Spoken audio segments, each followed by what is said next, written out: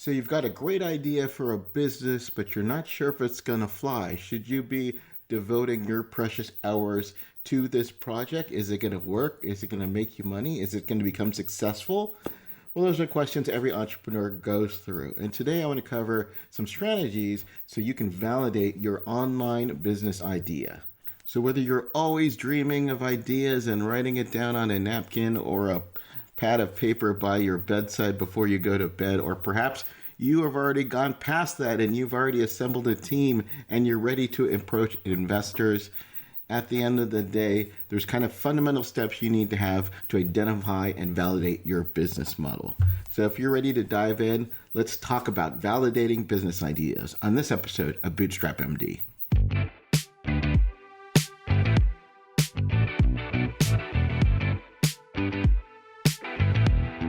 Hey guys, this is Dr. Mike Wu-Ming. Welcome to another edition of Bootstrap MD. This is the podcast for healthcare and physician entrepreneurs. And so a common question that I get as a business coach and mentoring entrepreneurs, most notably physician entrepreneurs, is how do you come up with a business idea that you think is going to work, that it's going to become successful? There's one thing about coming up with ideas, but then you need to validate it to make sure that, quote, society, that the universe is going to be wanting those ideas.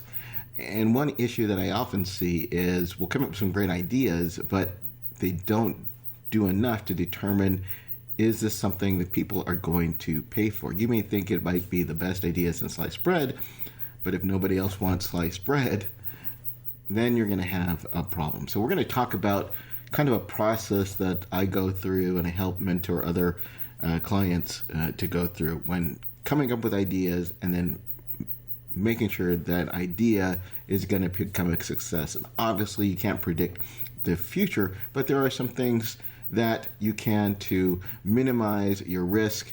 We know that oftentimes you're busy working, you're paying bills, and you don't have a lot of spare time, and you're not sure if this idea is going to fly or not. So let's kind of go over kind of my methodology for coming up with and validating business ideas.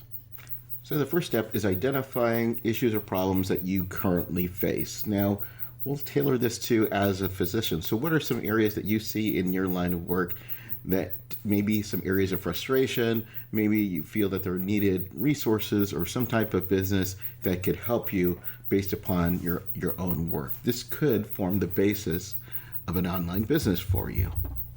So you want to make a list of daily frustrations, limitations, additional paperwork requirements, any other pain points that you currently experience in your own medical practice. You know, is it dealing with insurance providers? Is it inadequate patient educational resources? Still not sure on your idea? Talk to colleagues, discover what their problems are. What are their headaches that they commonly encounter? Put together like a wish list of resources, solutions, tools that could help make your job easier. See what are the processes at work that you feel are inefficient. Maybe they're outdated, and you found solutions that could improve them. Maybe you can help with additional appointment booking, refill requests, discharge planning. What are some gaps in physician education on topics such as leadership skills, business skills, work-life integration? Reflect on what you've done previously in previous lines of work.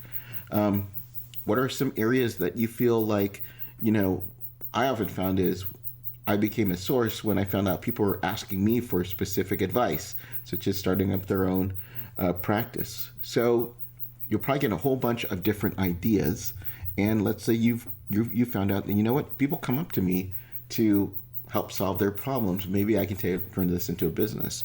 So for the point of this exercise, let's say you're really good at billing. You build, you get the work that you put in. You feel that you get the revenue that you're worth.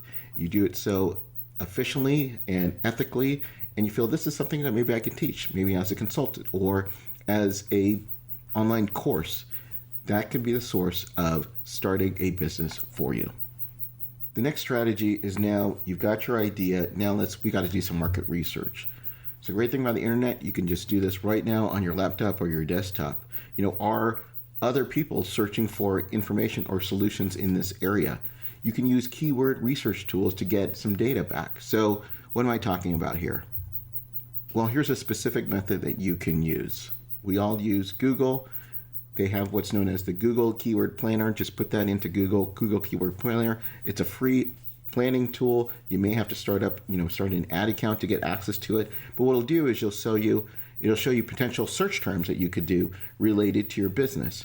So this can help to determine if there's a lot of people interested in this. So if you're looking up, let's say you want to be an expert, look up medical billing businesses, medical billing experts. Find out to determine what keyword phrases would be as if someone who was looking for an answer for that, are people searches for it. If you're not getting a lot, don't despair. Maybe it's not the keywords that you're using. But if you're finding that not a lot of people are actually searching for that particular keyword phrase, that probably is a good idea. Maybe this is the time to start that business. Another way that you can use Google, you can do Google Trends. So you can search with Google, and Google Trends helps identify terms, over time. And then you can also compare like search volumes in particular regions of the country, and to see perhaps in your country, maybe a lot of people are searching for that. You can use tools like SEMrush or SpyFu. These are competitive analysis tools, so you can explore different search terms that are driving you traffic to competitor websites. Again, you can do Facebook groups, LinkedIn groups, forums, see if there are posts that are talking about the problems that you feel that your business could solve. You can look up YouTube. Are there topics that cover this?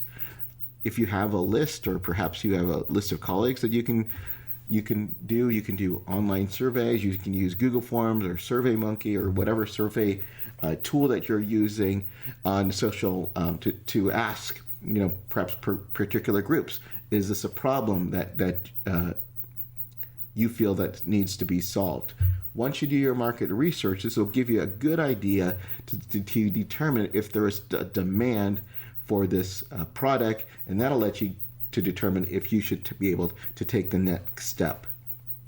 Now, so what is the next step? I want to kind of focus on what we discussed, which is doing a survey. You do surveys and then just ask, let's say you belong to a society in your specialty, and let's say we're going to use our example of being the billing expert. Ask them, how big a problem is this to them? If you could put together a survey of probably like 5 to 10 questions, maybe a mix of some multiple choice and some open-ended questions, you're going to get a good idea to determine if this is something that they would want to have.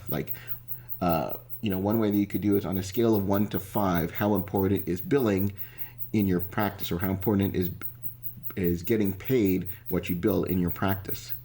If you're seeing a lot of 1s or 2s, they're not interested, probably not a great idea. If you're seeing a lot of 5s, that's something like, this is hot, I need to pursue this even further. Then an important question you want to ask is, would they be willing to pay for it? If you were to have a course that can help you to become more efficient, how much would that course be worth? Perhaps it's a billing software that you've developed. How much would they pay monthly to it? So you want to have a good idea, and not a lot of people do this, but I think it's really important, is you have to understand this, are people willing to pay for this particular problem? You want to move for just like, hey, yeah, I might be interested in it, to determine, is this something that could have commercial viability, where you're going to be testing, are people going to price this? What type of price testing? Use those important metrics to determine, again, if you should take the next step. As a doctor, I wasn't used to asking for help, especially when it came to subjects outside of medicine. But then I found physiciancoaches.com. In an instant, I found hundreds of experts to help me in all aspects of life. On areas I was afraid to ask: dealing with burnout, starting a side gig, money management, even help with my marriage. And the best part? Nearly all experts are physicians themselves.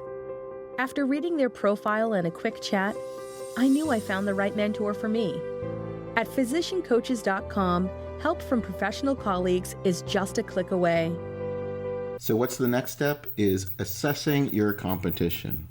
And again, use the power of the internet. You can search online to see if there are already businesses that are working to solve the issues that you already identified, and determine, is there a room for another entrant into this field, or perhaps you're going to be doing something unique. I talk a lot about what is your USP, your unique selling proposition. What do you have that makes you unique, different than from the competition? Is it better pricing? Is it being more effective? Is it better customer support? Whatever that is, you should identify first, what is the competition? So how do you determine the competition? Simply put in those Google phrases that we talked about. What is coming up? In our case, we were going to look up, how to become a better medical biller, medical billing software, how to improve the medical billing process in those examples. What do you see? You're probably going to see a lot of software on there. How much are they pricing the software? How long have they been in business? Are there software out there that have been in business for several years that it might be difficult for you to get in? Or maybe that's even a better place. Maybe they're considered a dinosaur and they see your company becoming more effective. What are the pricing models? Can you undercut their pricing on in there? What specific pain points are the competitors addressing, and are they doing it effectively? Is there a big enough audience for you to come in? Another way that you can assess your competition is to perform a SWOT analysis. We've talked about this before. SWOT, which stands for strengths, weaknesses, opportunity, and threats, to determine if this is a time for you to enter this particular market and what will it take. So it's important that you kind of look over the landscape, see who your competitors are, and then form the basis of what you want to be able to do next to determine if this idea is going to be viable for you or not. Okay, so we talked about coming up with ideas. We talked about doing some competitive research to validate your ideas. The next step is all about, now you need to start building your prospective audience. I recommend using social media. It's free to start the process going, building up your audience that way. And you need to start developing a web case to showcase your expertise. And what you're going to be doing is you're going to be giving them, showing you, hey, we're the expert, whether it's a business, we've got a product or software that we feel is going to be really important for you to use, or perhaps it's just your own expertise. You're going to be showing you your prospective audience that you have the solutions to the particular problems that they're currently having. So how do we use social media? You're going to identify first, what are the platforms you're going to use? You want to see, where is your audience? Is your audience on LinkedIn? It's more of a business type. Or is it more of a Facebook? Maybe it's a younger audience. Maybe you're going to be going through TikTok or Instagram.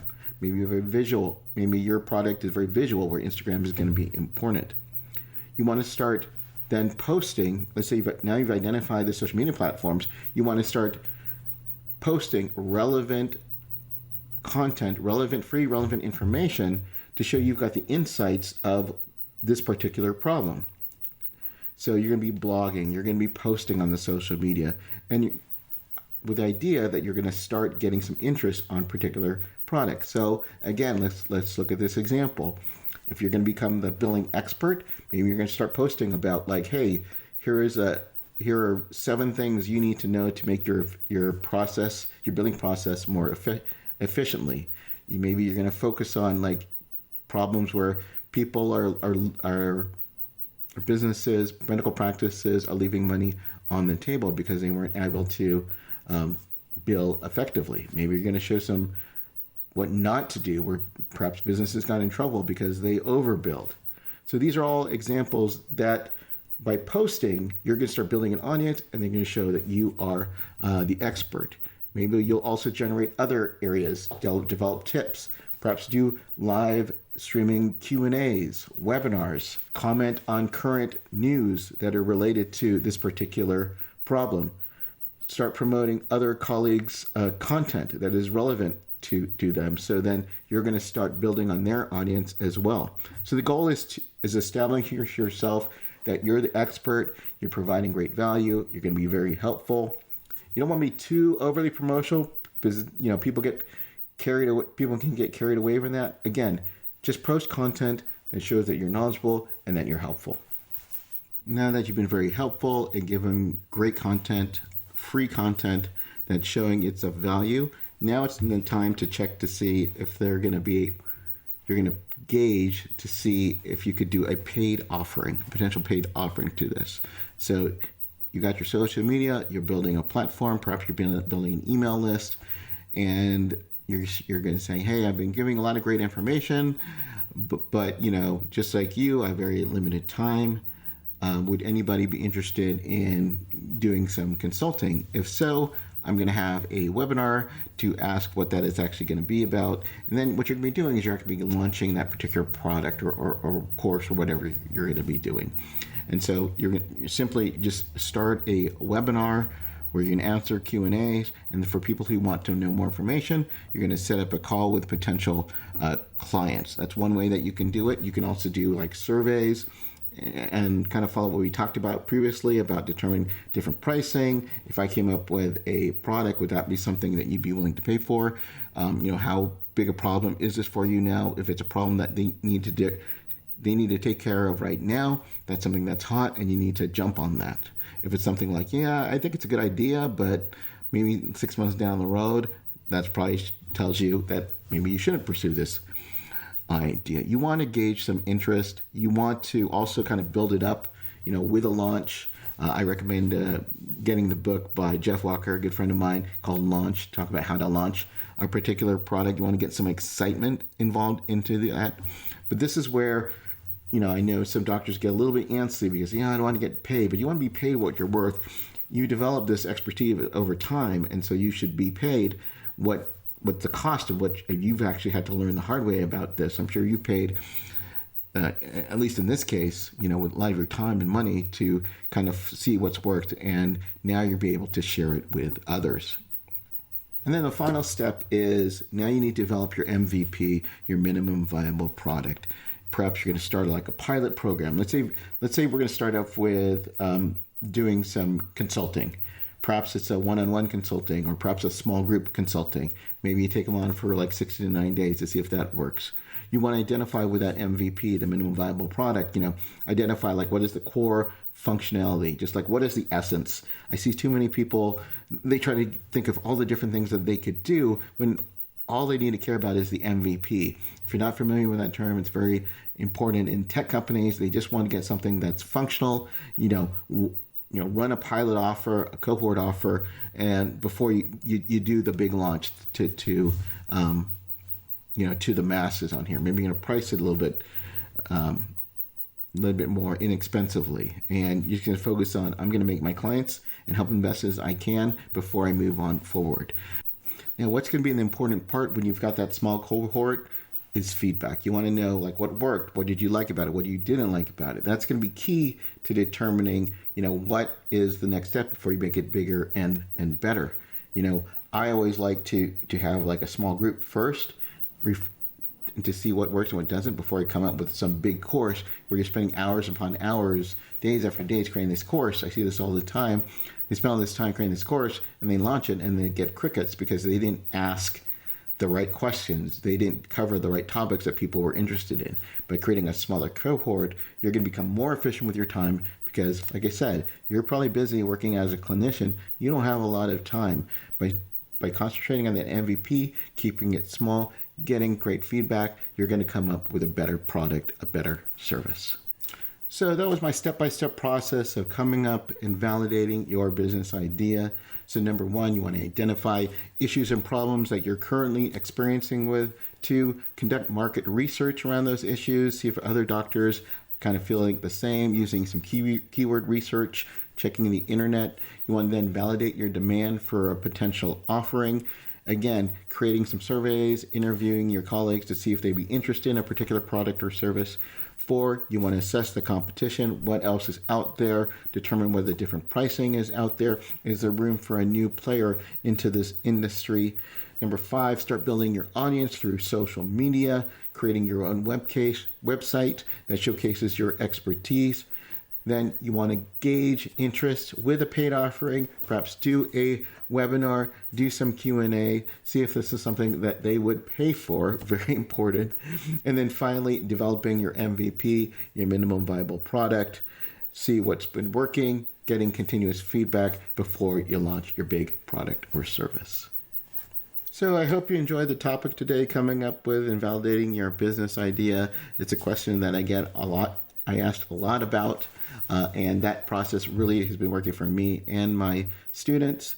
And if you like the podcast and you want to let other people know about it, I could really appreciate leaving a review on wherever you listen to reviews, whether it be on Apple or wherever, Spotify, wherever that is, by leaving a 5-star review that lets other people know about the content that I've been creating, helps kind of spread the message and helps spur more physician entrepreneurs, because I really feel that is the only solution to help improve this industry of medicine, by having more physicians interested in business, coming up with solutions which can help humankind. So that's it for me. As always, guys, you're going to have ups and downs in your business, but do something a little each day, get you closer to your goals, and keep moving forward.